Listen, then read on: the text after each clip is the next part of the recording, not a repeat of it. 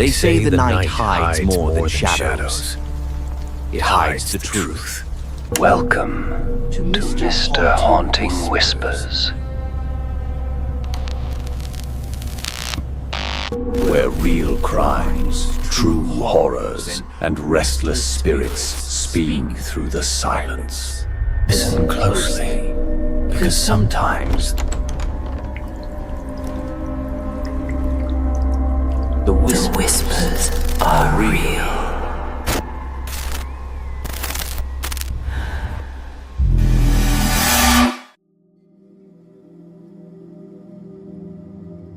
When we sleep, the world stops needing us. Our hearts slow, our breathing deepens, and for a few fragile hours, we give the dark permission to exist without our eyes on it. We think of sleep as safety, a curtain between us and everything outside. But what if the dark isn't waiting beyond that curtain? What if it's already in the room, sitting quietly, listening, waiting for the sound of your last waking breath? Most of us will never know what happens between dreams. Those few seconds where our bodies twitch and our minds drift somewhere we can't explain. But some people do know. They've seen what moves while they sleep. And once you see it, you can never close your eyes the same way again. Tonight's stories aren't about what we dream. They're about what dreams of us. This is episode 3, What Watches When We Sleep. And these are the whispers that kept them awake. I used to think nightmares ended when you woke up, that whatever chased you, whatever reached for you in your sleep, vanished with the morning light. But I don't believe that anymore. Not since the night I saw him standing at the foot of my bed. It started small, a few nights of restless sleep, an uneasy heaviness that I couldn't quite explain. You know that feeling, when the dark seems to weigh more than usual, when silence feels aware? It began like that. I'd wake up at odd hours, usually around 3 in the morning. No reason, no noise, just awake. And every time I'd have this quiet certainty that something had been watching me while I slept. At first, I blamed it on stress. I was working overnight shifts as an editor for a small news outlet. 12 hours of flickering screens and caffeine. My sleep schedule was a mess. But soon it stopped feeling like exhaustion. It felt like intrusion. The dream started in week 3. Always the same one. I'd be lying in bed, in my real room, same layout, same blankets, same faint hum from the heater vent. But something felt wrong. The air was too still, too heavy, and at the foot of my bed, someone was standing. He never moved, never breathed, just stood there, outlined in the dim orange light bleeding through the blinds. Tall, still, waiting.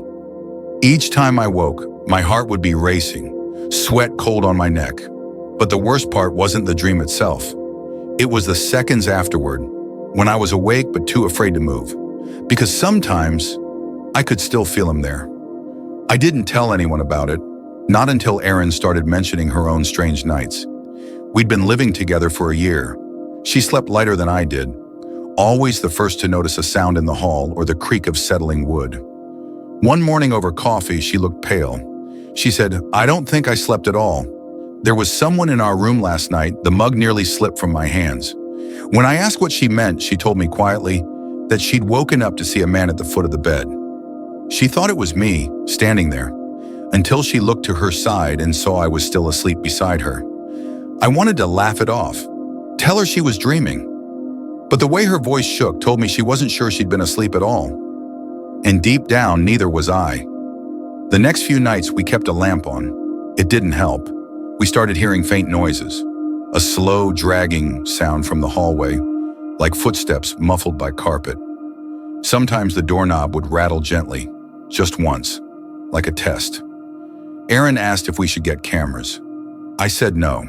I don't know why. Maybe I was afraid that seeing something real would make it worse. That acknowledgement would invite it in, but curiosity always wins eventually. A week later, I set up my phone on the dresser, angled toward the bed. Motion sensor, night mode. If something was there, I'd know. That night, I had the dream again, except this time it felt different. He was closer. The air hummed. That kind of low, electric hum that isn't really sound, but vibration in your bones. I remember trying to scream, but my jaw locked tight.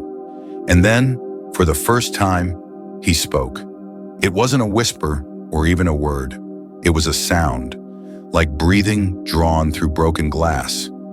I woke to the sound of my phone buzzing. It had detected motion. The footage was only 30 seconds long. At first, I saw nothing. Then, around the 15-second mark, the phone caught a flicker of movement, something dark passing between the bed and the door. But what froze me wasn't the shadow. It was the reflection in the mirror across the room. In the reflection, I wasn't asleep. I was sitting upright, watching Aaron. I didn't remember doing that. Didn't remember waking. Didn't remember moving. But there I was, eyes open, completely still. Aaron didn't want to see the video. She said she didn't need proof. She already believed something was in the house, something that wasn't supposed to be here. She wanted to leave for a while, maybe stay at her sister's. I told her we'd figure it out, but part of me didn't want her to go, because when she wasn't there, I felt it stronger. The next few nights blurred together. No dreams, just emptiness. Until one morning, I woke to find something under the bed, a single footprint pressed into the dust. Not mine, not Aaron's. Bare, long, and oddly deep, as though someone had been standing under there, waiting. That was when I noticed the scratches. Thin, deliberate lines running along the wooden floor beside the bed frame, parallel, like fingernails dragged in rhythm. I spent that day in a fog. Everything felt off. The mirrors, the shadows, even my reflection. It sounds crazy, but sometimes I caught my reflection blinking just a half second too late. And when I looked away quickly enough, I could have sworn it was still watching. Erin came home early that evening. She looked exhausted. She said she'd fallen asleep in her car at a red light and dreamed I was standing outside the window, tapping the glass. When she woke, there were fresh handprints on the outside of the windshield. I didn't tell her I'd been home all day. That night, I moved the phone closer to the bed. This time, I left the flashlight on. I needed to see it, whatever it was. I woke again at 3:12 a.m. The light was still on, weak but steady. The air was so still it felt thick. And in the reflection of the dark TV screen, I saw him again, standing at the foot of the bed, unmoving. I wanted to move, to shout, to wake Aaron, but my body wouldn't respond. Every muscle locked, breath caught halfway. The man tilted his head slightly as though studying me. Then he took one step forward, and another, until he was standing right beside me. The reflection flickered, just once, and for that fraction of a second, I saw his face. It was mine. When I woke, Erin was crying. She said she'd seen me standing by the bed, but I hadn't been awake.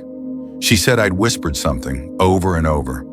When I asked what, she wouldn't repeat it. She just said, "You weren't talking to me." We never stayed another night in that apartment. 2 weeks later, she left completely, said she couldn't sleep anywhere near me anymore.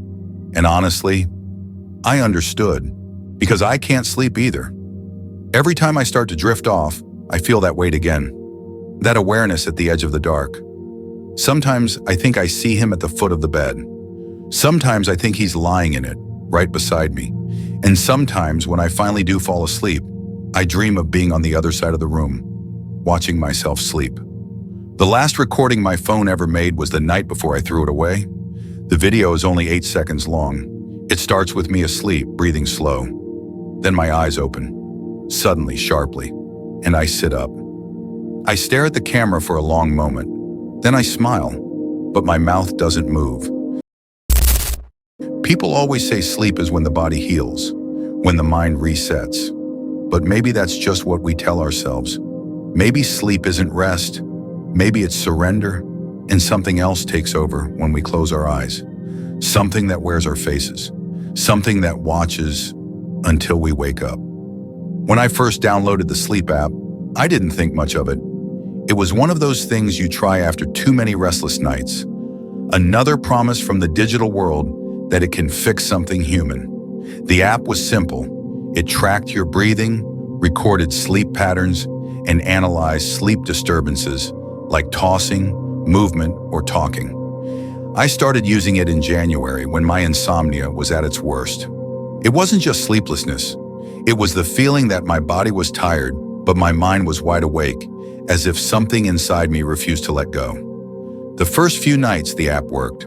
The gentle rhythm of its breathing sounds, inhale, exhale, lulled me into something close to rest.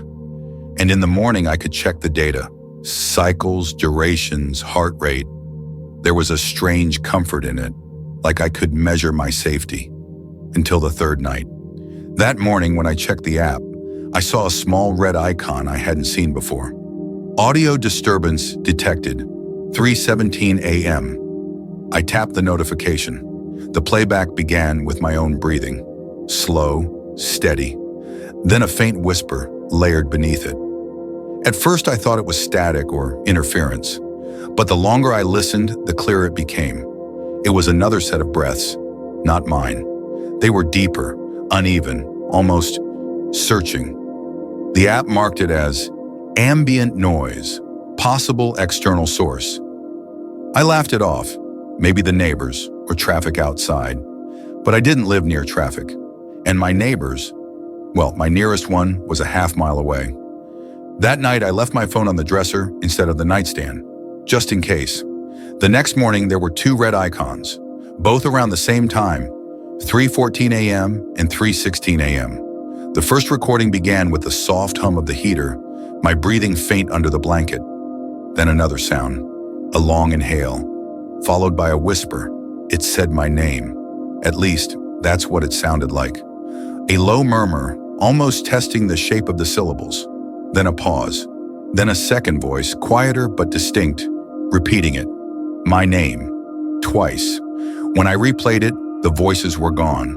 Only static remained.